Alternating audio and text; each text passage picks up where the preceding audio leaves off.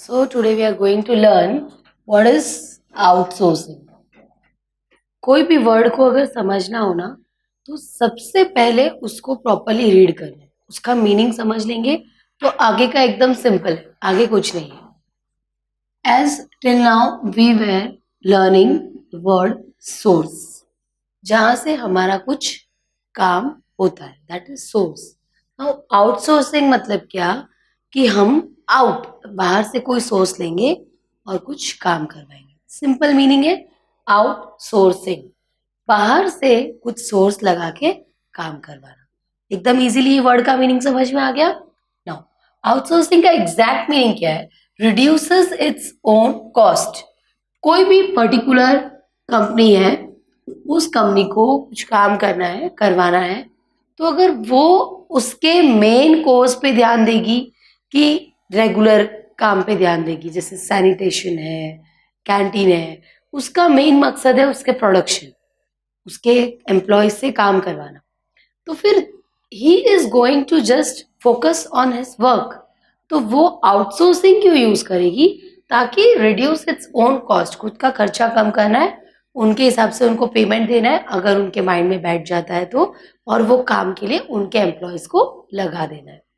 uses the expertise of the firm which specializes in a particular kind of service. वो अपने expert से अपना काम करवाएगी.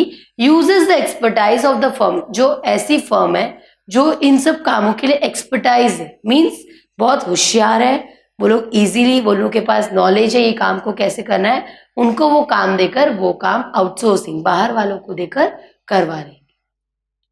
जैसे कि हमारे सामने एग्जाम्पल्स है, कोई भी particular shop, malls, housing societies, offices, ये लोग सब आउटसोर्सिंग का किस तरह का काम दूसरों को दे सकते हैं? कैंटीन का काम, कैंटीन वाला काम कहाँ पे आएगा? शॉप वालों को काम आएगा, मॉल्स में काम आएगा, हाउसिंग सोसाइटी में शायद कैंटीन का काम नहीं भी काम आए, ऑफिस, देन सैनिटेशन, सब जगह पे काम आएगा. Sanitation means what? हमारे जो भी डेली नेसेसिटीज, जो भी हम लोग की खुद की पर्टिकुलर ओन साफ सफाई है, जो हम वॉशरूम में जाते हैं, राइट, वो सारा कहाँ जाता है? प्रॉपरली पाइप्स पे जा रहा है कि नहीं, प्रॉपरली डस्ट निकल रहा है कि नहीं, गंदगी बाहर जा रही है कि, वो सारा सैनिटेशन डिपार्टमेंट में आता है. And the last, that is very important part, is security. Means हमको अच्छे से सिक्योरली, सेफली रहने के लिए जो वॉचमैन होंगे, जो सिक्योरिटी गार्ड्स होंगे, उनका भी एक कंपनी होता है, उनसे हम हायर कर लेंगे, ओके, जो ट्रस्टवर्दी रहेंगे. As we have seen outsourcing का एग्जैक्ट मीनिंग क्या होता है, अब हमें कुछ डिटेल में समझना है इसे, that is advantages as well as disadvantages. First point is overall cost advantage. ये मैंने आपको मीनिंग एक्सप्लेन करते भी बताया कि आउटसोर्सिंग, जब हम काम किसी और को देखते हैं तो फिर हमें हमारे स्टाफ को ट्रेन नहीं करना पड़ता है, उनको ट्रेन करने का खर्चा नहीं होता है, हम हमारे जो मेन प्रोडक्ट्स है, मेन कोर ऑफ जो वर्क है, उसी पे हम ध्यान देंगे. तो ओवरऑल अपना जो खर्चा है उसमें हमें काफी फायदा होता है. Stimulates entrepreneurship, employment as well as export. यहाँ पर एक नया वर्ड आता है, दैट इज स्टिमुलेट्स. स्टिमुलेट्स का एग्जैक्ट मीनिंग होता है मोर एक्टिव होना, ठीक है. अब इंडस्ट्री कहाँ पर ज्यादा एक्टिव हो सकती है? एंटरप्रेन्योरशिप, जो खुद की कंपनी को हैंडल करना है, entrepreneurship, as well as employment के साथ में ट्यूनिंग, उनसे काम करवाना, एज वेल एज अपने एक्सपोर्ट के ऊपर ध्यान देना. ये तीनों ही चीजों में वो ज्यादा एक्टिव कब होगी? जो छोटे मोटे काम है, जो जरूरी भी है लेकिन हमारा करना इतना मैटर नहीं करता है, वो काम हम दूसरे को दे देंगे, भाई आप लोग ये काम कर दो, और उनके लिए वो ज्यादा हेल्पफुल रहेगा क्योंकि उनका जो स्टाफ है वो यही सब कुछ काम करने के लिए बना हुआ है, उनको भी उससे हेल्पफुल हो जाएगा और हमारे लिए भी हेल्पफुल हो जाएगा. लो मैन पावर कॉस्ट, ये मैंने अभी आपको एक्सप्लेन किया. हमारी जो कंपनी के वर्कर्स है, उन लोगों के ऊपर हमको इस चीज का खर्चा नहीं करना पड़ेगा, और वहां पर जो स्टाफ रहेंगे, जो कंपनी यही सब काम के लिए बनी हुई है, उन लोगों के मैन पावर का यही सब काम है, तो उनको ट्रेनिंग का भी खर्चा नहीं करना पड़ेगा, वो लोग यही सारा काम फटाफट फटाफट करवा लेंगे. समझ में आ रहा है? तो सभी चीजें बैलेंस हो जाएगी, दोनों के बीच में नॉलेज शेयर होगा, जो कि आगे लिखा हुआ है हमने, access to professional, expert and high quality services. The company which can give very good service and that factor, जैसे कि सैनिटेशन था, कैंटीन था, इन सब चीजों का जिसको अच्छे से नॉलेज है, उनको अगर ये काम दिया जाए तो वो ज्यादा बेहतर तरीके से फटाफट काम होगा। Emphasis on core process rather than the supporting ones means what?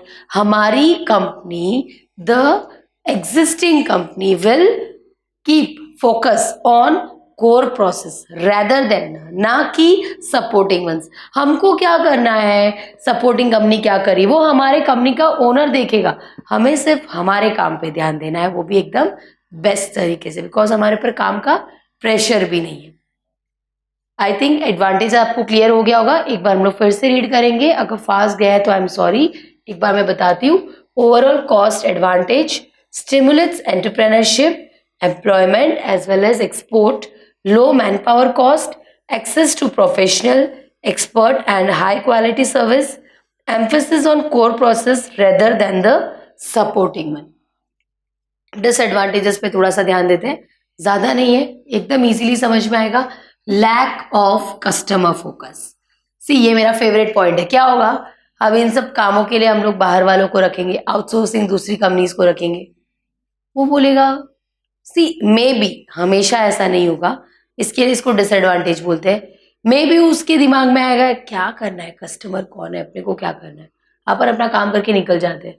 वो थोड़ा अच्छे से भी कर सकता है, थोड़ा अच्छे से नहीं भी कर सकता है, बहुत मैटर करता है, इसके लिए ये पॉइंट डिसएडवांटेज बन जाता है।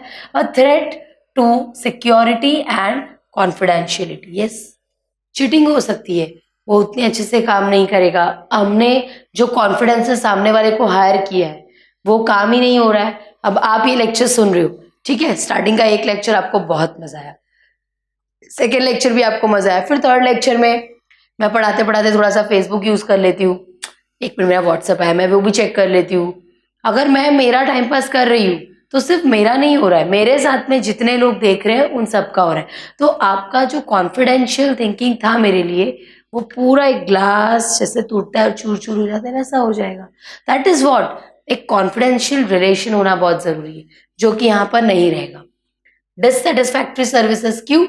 डिलीवरी टाइम वो लोग उनके हिसाब से करेंगे, सब स्टैंडर्ड क्वालिटी, जैसी क्वालिटी हमको स्टार्टिंग में मिलती थी या जैसी क्वालिटी का हमको कंपनी ने प्रॉमिस किया है वैसी क्वालिटी वो लोग नहीं दे रहे हैं। Ethical issues, see this point is also very means essential in our life, because इस पे ध्यान देना पड़ता है। क्या होता है ना, एथिकल इश्यूज में क्या होता है, अगर हमने जो काम है, आउटसोर्सिंग का जो काम है, हम इंडिया में रहते हैं, ठीक है, हमको कोई ऐसी कंट्री का कंपनी मिलता है, इंडिया के बाहर की कंपनी को अगर हम काम देते हैं, इंडिया में रह के हमारे यहाँ का प्रोडक्ट बनाते हुए हम वो दूसरे को काम देते हैं, तो फिर इससे हमारी कंट्री का लॉस होता है।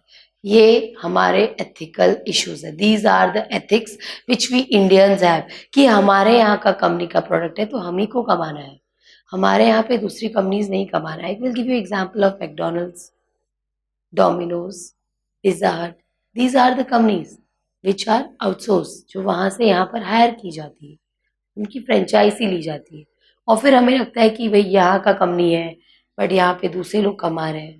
These are the thinkings, okay.